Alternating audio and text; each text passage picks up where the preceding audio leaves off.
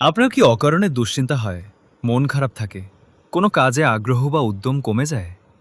এসব সমস্যায় চিকিৎসক কখনো কখনো টিকসল ট্যাবলেট বা রেনজেট অথবা ফেনজিট ব্যবহার করতে পারেন। কিন্তু টিকসল কি, কিভাবে কাজ করে এবং কারা এটি ব্যবহার করবেন না, আজকের ভিডিওতে সহজ ভাষায় জানব। টিকসলে রয়েছে দুটি উপাদান, ফ্লুপেন্টিক্সল 0.5 মিলিগ্রাম এবং মেলিট্রেসেন 10 মিলিগ্রাম। টিকসল বিভিন্ন ধরনের দুশ্চিন্তা, অবসন্নতা, উদাসীনতা এবং কিছু ধরনের ডিপ্রেশনের ক্ষেত্রে ব্যবহৃত হতে পারে।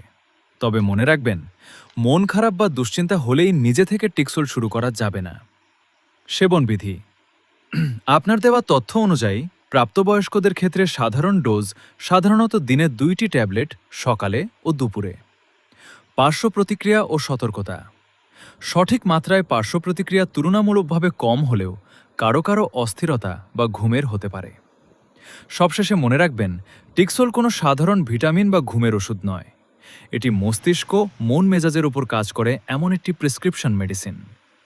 ভিডিওটি ভালো লাগলে মেড ইনফো বাংলা চ্যানেলটি সাবস্ক্রাইব করুন এবং এমন সহজ ও তথ্যভিত্তিক মেডিসিন ভিডিও পেতে পাশে থাকা বেল আইকনটি প্রেস করুন।